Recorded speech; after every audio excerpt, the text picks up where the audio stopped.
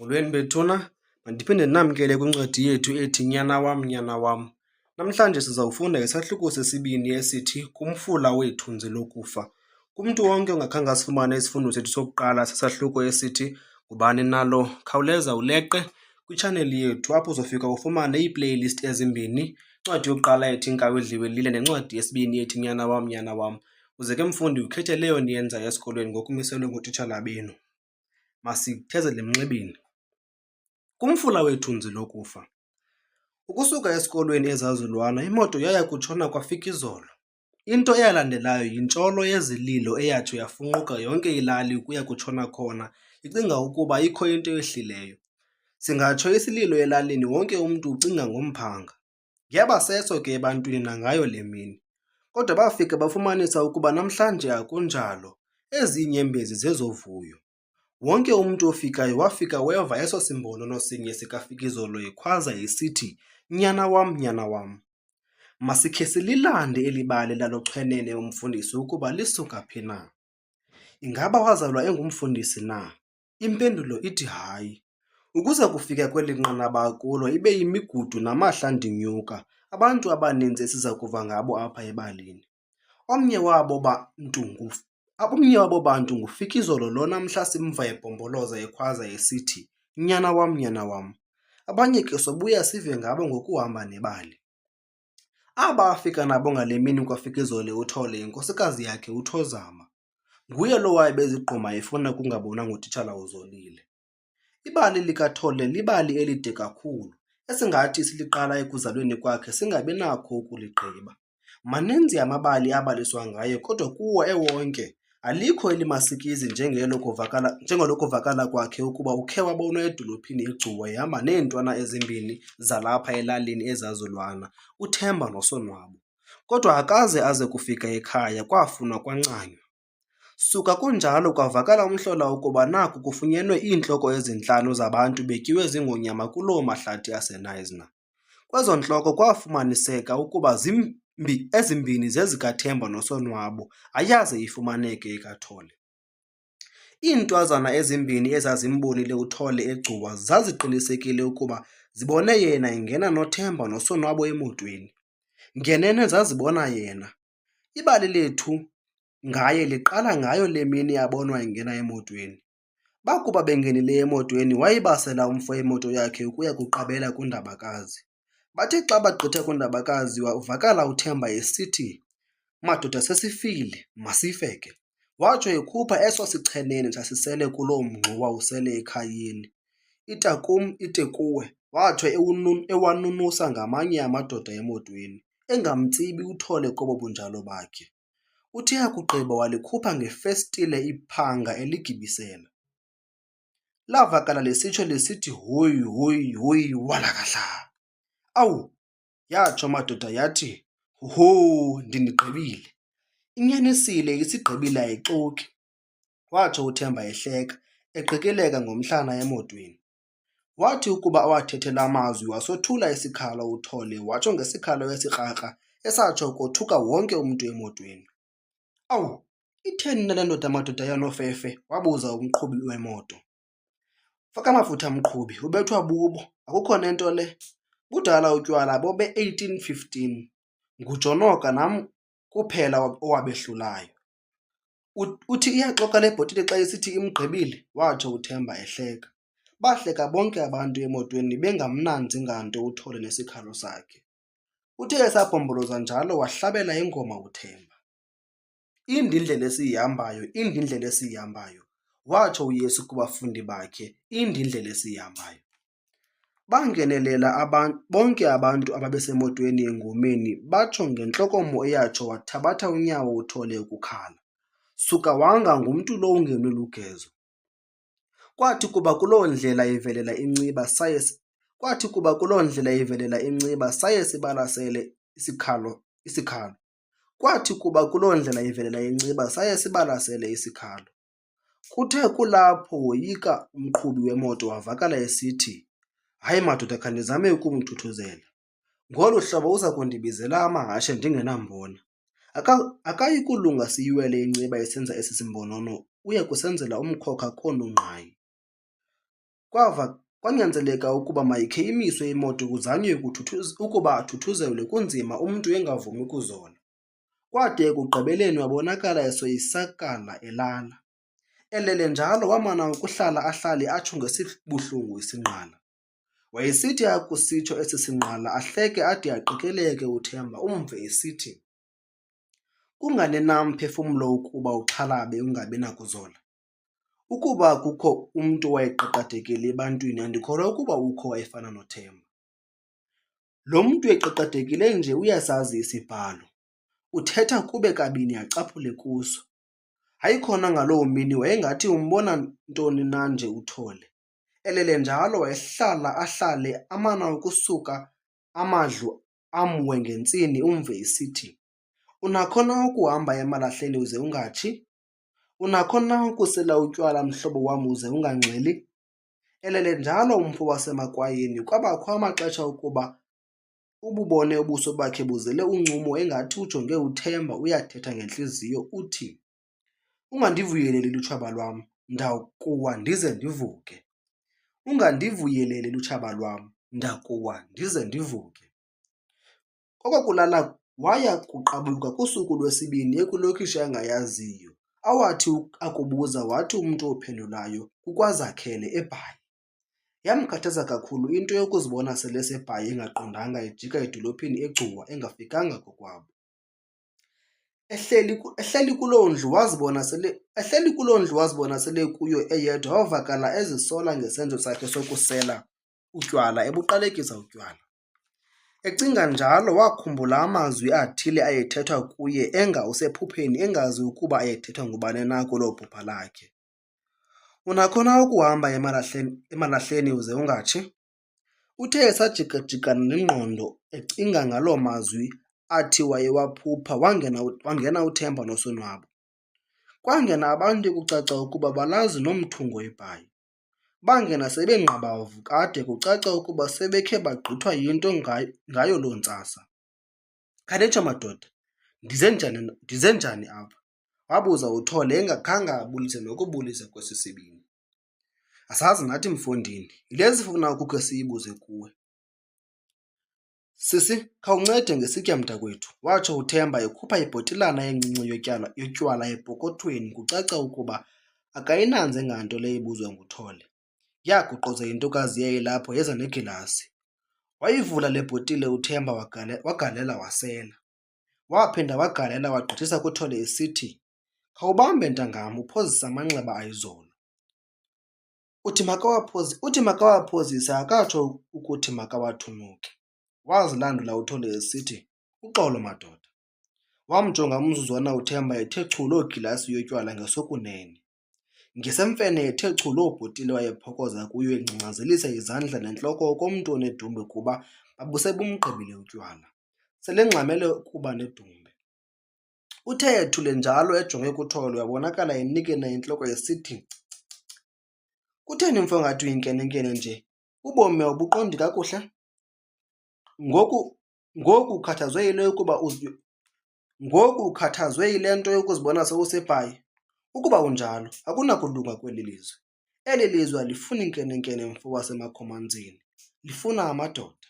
Sela utywala obu mfondini ucime iintsizi," watsho egqithisa igilasi kuThole.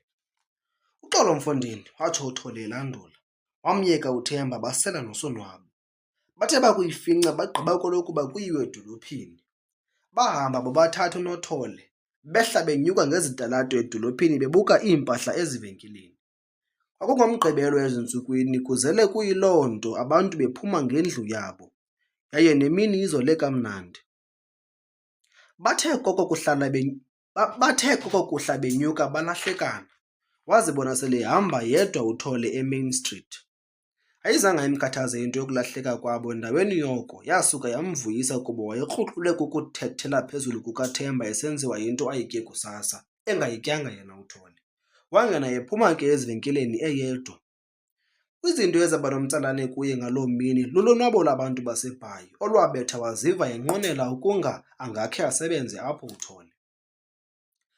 Kwakungena ephuma uye kufika nase-OK Bazaars apho athe esajikeleza ebuka iimpahla njalo wathana mandla nentokazi entle kakhulu lakha lathanda ukunamathela iliso lakhe kuyo, phofu yona ingaboni izijikelezela nje apho e-OK. Ethubeni uThole uthe makhakhe akhwele aye kwigumbi eliphezulu kwalapho e-OK. Wanyathela kuloo michankcatho ihambayo waya kuqabela ngaphezulu. Uthe xa efika phezulu yaye le ntokazi ibesoloko ikhangela ikhwela ezantsi nayo isiya kwelo gumbi liphezulu. Uthe akuyibona wayilinda apho phezulu, athe xa ifika kuye wolula isandla eyibamba eyincedisa ukuba ingakhubeki kuloo michankcatho. "Enkosi," yatsho le ntokazi ibulela, ibambelela kuye imjonge ngongcumo. Wasibamba eso sandla akabi sasiyeka. Wade wavakala edumzela encokola nale ntokazi bejikeleza kunye bebuka iimpahla. Baphuma apho e-OK sebehamba bobabini besihla benyuka ngezitalato zedolophu. Emva kwemini baya kukhwela ezibhasini eziya elokishini besahamba kunye. Nokuhla baya kuhla kunye. Owayedibene nabo ukuphuma kwabo e-OK esihla kuloo bhasi babekhwele kuyo waqiniseka ukuba ikho into esidibene ngayo esi sibini. Xa wayehamba apho edolophini uThole wathenga iphephandaba i-Evening Post, awathi xa elolula elifunda ehleli ebhasini noNomsa, kuba yayinguNomsa igama lale ntokazi wayehamba nayo. Wafika kumhlathi wemisebenzi. Ewufunda lo mhlathi uthene nqwakaqhwa nesithuba somsebenzi esasipapashwa kwa-Evan and Johnson, umzi omkhulu weentlanzi apho eBhayi. Uthe akusibona wakrweca uNomsa embonisa. Kunjani ndakukhe ndilinge apha sasa?" watsho ebuza kuNomsa. Wakhangela uNomsa evakala esithi, "Nceda torho, vukela khona ngomvulo. Ndingavuya kakhulu ukhe wasebenza apha. Andisathandi konke ukuba umke apha eBhayi. Isithuba esi kwakufuna umabhalana. Okunene ngomvulo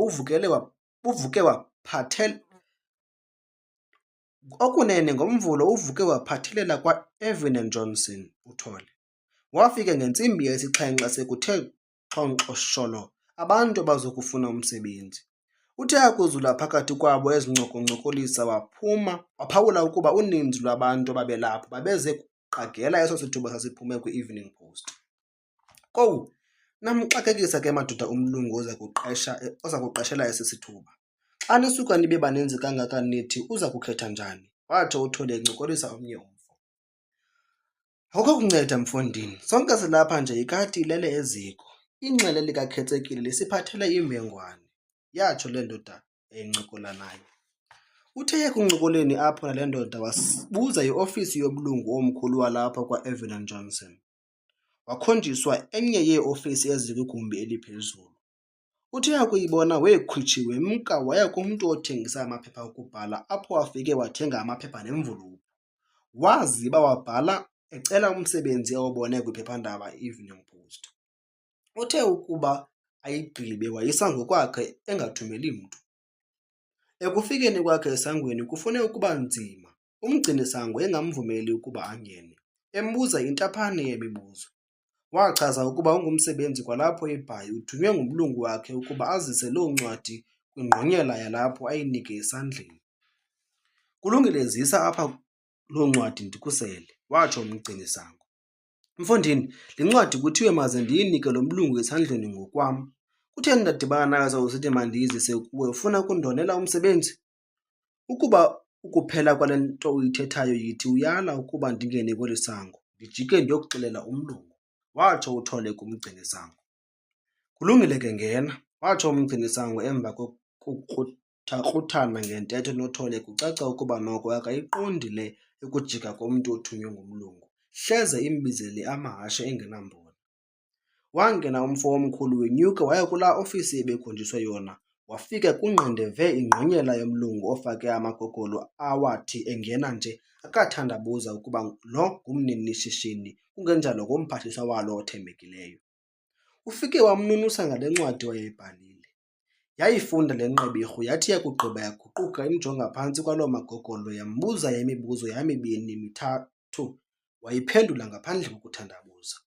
Umsebenzi lo noxa wawuphume kwiphephandaba kusithiwa kufunwa umabhalana, yayingenguwo kamabhalana kwakufunwa umthengisi. Kwimibuzo yayo le nqebehru ivakale isithi, "Uyakwazi ukuthengisa?" "Ndiyakuthengisa nawe lowo mnumzana," watsho ukuphendula uThole. "Ndingakuthengisa nawe lowo mnumzana," watsho ukuphendula uThole. Yahleka le nqebehru yacofa iqhosha kwakuloo tafile yayihleli kuyo. Kungekudala kwangena omnye umlungu ekhawulezile. "Nanku umntu endicinga ukuba uyakufanela esiya sithuba. Bona into ongayenzayo ngayo," watsho lo mlungu eyalela lowo wayengenile. Waxelelwa uThole ukuba makalandele yena. Bangena kwenye yezindlu kwalapho kweso sakhiwo, waxelelwa ukuba axhome ibhatyi yakhe anxibe emhlophe yalapho emsebenzini. Uyinxibe nje behla besiya kuphuma ezantsi apho ebengene khona uThole. Xa beshiye eso sakhiwo bagqitha kwabaya bantu babezokufuna umsebenzi. "Yimadoda, lo bhobhoyi uhamba nomlungu ingathi sileqeshiwe nje, asinguye lo besinaye apha kusasa?" utshilo omnye umfo kwabo babelinde phandle. "Nguye lo, kuqeshiwe apha, yikho into esisalinde yona," watsho uphendulayo. Waba uyawufumana ke njalo uThole umsebenzi. Ukuphuma kwakhe emsebenzini wafika sekumi uNomsa esangweni. "Ndizokukhangela ukuba uhambe njani na," watsho emva kokuba ebulisile. "Hayi, ndihambe kakuhle sasa, ndiqeshiwe," watsho ukuphendula uThole. "Intle loo nto," watsho uNomsa behamba besiya ezibhasini. Kwathi kanti naye uNomsa usebenza kwakufutshane apho kwa-Evan and Johnson. Into ke leyo yabanga ukuba bahambe kunye yonke imihla ukuya nokubuya emsebenzini. Ukusoloko behamba kunye kwenza ukuba baqatshelwe ngabantu. "Wowu, safanelana esi sibini," yatsho nye inkosikazi eyayivela emsebenzini ngenye imini ithetha neqabane layo xa bekhwela ebhasini. "Kunjalo mntu wabantu, kucaca ukuba luselutsha lolwabelungu," yatsho enye ukuphendula. Ezi ncoko zazifikelela ezindlebeni zikaNomsa noThole, kunjalo beqonda ukuba zibhekiswa kubo. Yaphela iveki kuhanjwa kunye kwangenwa eyesibini. Ngokubona besoloko bekhwela kunye ebhasini zaya zisanda ngokwanda iintetho kunjalo beziva ukuba zingabo noxa zazingabhekiswa kubo nje. Wawusithi ukuba usebhasini ubeve ootsotsi bephendulana besithi, "Kowu, yambi le nto yale mbini mtshanam, kodwa ibingangazinga. Kowu, yambi le nto yale mbini mtshanam, kodwa ibingangazinga." Zaqhuba ezi ntetho suka zada zazala nobungonyana obuthile kwalapha ebhasini. Ubeve ootsotsi becula besithi, "Bayekeni bathandane, baza kube badikane." Zizonke ezi ntetho nale ntshukumo yayizange imothuse uThole noNomsa. Kwaba kukhona ngathi bathe swi. Injalo indlela eya kwaNtshabalala. NgoLwesihlanu kwiveki yesibini uThole ephangela wacelwa nguNomsa ukuba afike kokwabo ngorhatya. NgoMgqibelo azokumchithisa isithukuthezi kuba abazali bakhe boba bengekho beye kwinkonzo enkulu eyayiza kuba seTinarha ngaloo mpelaveki. NgoMgqibelo ngenjikalanga wabonakala uThole esenje njeya ukusinga kulo Nomsa. Uthe xa aza kujika angene ngesango kwaya kusiza umfo wakwaSigxabhayi phambi kwakhe enyuka ngeso sitrato eshumayela. Unge angabeka iindlebe amamela. Kumazwi awayethetha kwegqitha ezindlebeni zikaThole amazwi athi, "Umntu unokuthatha na umlilo awuse esifubeni sakhe zingatshi na iingubo zakhe? Unokuhamba na umntu phezu kwamalahle avuthayo zingatyabuki na iinyawo zakhe?" Wathi akuweva la mazwi lweerhiphu uvalo weexhwenene, wakha wema umzuzu ecinga kukho ingqondo ethi makangabi sangena kulo mzi aya kuwo. Ekhumbula amazwi alolu hlobo ethethwa kuye enga uyaphupha. Ekhumbula namazwi awakha waweva ethethwa esangweni lelokishi eSprings athi, "Umoya uvela ngaphambili," nezinto ezathi zamhlela ngobo busuku. Uthe esahlafuna la mazwi athethwa ngulo mfo wakwaSigxabhayi weva ilizwi lisithi, "Kutheni na sithandwa, uyalahleka?" Wephaka esothuka. "Tyhini, nguNomsa uyamhlangabeza esangweni." "Ewe sasa, ndingxamele ukulahleka," watsho ukuphendula efihla eyona nyaniso. Bathathana baya kungena endlwini yalo lonwabo olukhulu kusenziwa ziselwa kudlalwa zidrafts kusithi 1. Abengayilindele imini enje ngolu rhatya. Umzi ingowabo bengaphazanyiswa nto. Ndithetha ukuba kwakuxhelexhukwane. Kuthe kusemnandi kunjalo kwankqonkqozwa emnyango. Ngena, wathi uNomsa engayiphakamisanga nentloko eqwalasele kuloo mdlalo babewudlala weedrafts etafileni. Uthe ukuwaphakamisa kwakhe amehlo esithi makakhe ajonge lo mntu ungenayo wothuka waxhuma esitulweni, zasarhaka ezo drafts, kwachitheka ziselo, kwafa ziglasi phezu kwetafile yaba butyadidi. Phezu kwabo kwakumi izinto zontathu, amehlo azo exela ukuba ziqulathe impazamo. Uzithe krwaqu nje uThole engashukumi waqonda ukuba ukho undonakele. Wemabhunxe uNomsa okomfanekiso oqingqiweyo ngaphaya kwetafile kushukuma ilokhwe yodwa esifubeni kucaca ukuba kufile luvalo. Itshilo enye yezinkewu isineka ijonge kuNomsa. "Nomsa, kuqhubekani?" yatsho le nto ijonge uNomsa ngaloo mehlo ngathi aza kutaka umlilo. "Kukho nto iqhubekayo, sidlala iidrafts," watsho ukuphendula uNomsa izibilini ziphezulu. "Ngubani lo Nomsa?" yabuza le nkewu.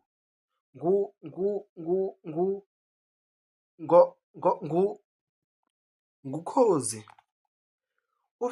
Ufane wangunguza uze kuyithetha inyaniso. Ndilive lonke ibali lakho nalo mxhaka. Ngubani lo Nomsa?"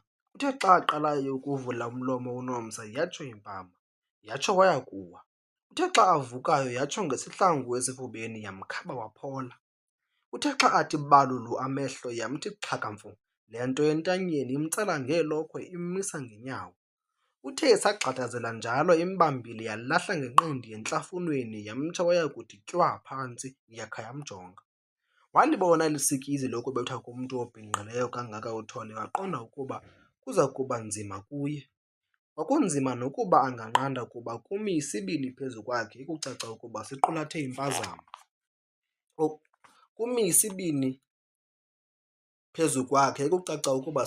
impazamo. Ukwaso. Uphindile wawuvuka uNomsa ekubeni ebekhe waphola umzuzu. Yaphinda le nto yamthi hlasi yammisa ngeenyawo.